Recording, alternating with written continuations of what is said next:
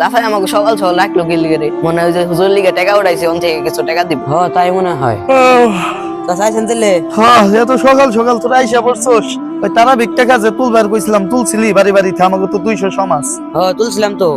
তাহলে 200 বাড়িতে কত টাকা উঠছে? 30,000 টাকা উঠছিল। মাত্র 30,000? আরে মানুষ হুজুর রে টাকা দিব তাও দিবার পারে না, মানুষ এত খারাপ। 1 নাম্বার হাদিস শরীফ। আসসালামু আলাইকুম। ওয়ালাইকুম আসসালাম। আসেন সভাপতি সাহেব, তোমার ছুটি, যাও।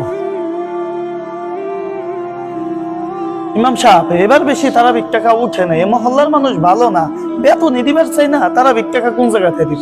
সভাপতি সাহেব, যা উঠছে তাই দেন। ফালাইলেন তো আমার পেছে, কি করার, আমাকে গিরতেই বইরে দুন লাগবো। এই ধরেন 5,000 টাকা রাখেন, এভাবে তো জানি আপনার পোষায় না, অন্য জায়গায় চাকরি দেখেন, আর যদি কন না এভাবে থাকবেন থাকেন, মাসে তো 5-6 হাজার টাকা তাও বেতন পাইতেছেন, 5 বেতন আর 5 দিলাম তারাবির 10,000 টাকা, চলবো না?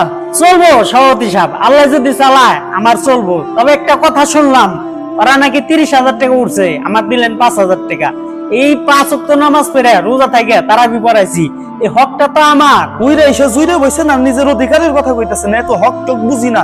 এই যে রমজান মাসে যে ছিলেন, এসির তলে ছিলেন, কোন কাম কাজ করাই নাই। এই যে আমার কমিটির পক্ষ থেকে আপনার যে ভিআইপি খাওয়ান দেওয়া হয়েছে, সেইটা তো ঠিকই গিলছেন, তখন তো কর নাই, আমাকে খরচ কত হয়, এখন অধিকার চাইতেছেন, এরকম ইমাম সাহেব আপনি রাখুন না। ভাবছিলাম আপনার চাকরিতে রাখুন, আপনার চাকরি নট, আপনারা রাখুন না, এই চল, এরকম ইমাম সাহেব রাখুমি না, ঈদের নামাজটা পরে আপনি চলে যাবেন। এভাবে আমরা হাজারো ইমাম সাহেবের প্রাপ্য হক আদায় করছি না, আমাদের উচিত তাদের প্রাপ্য হক আদায় করা।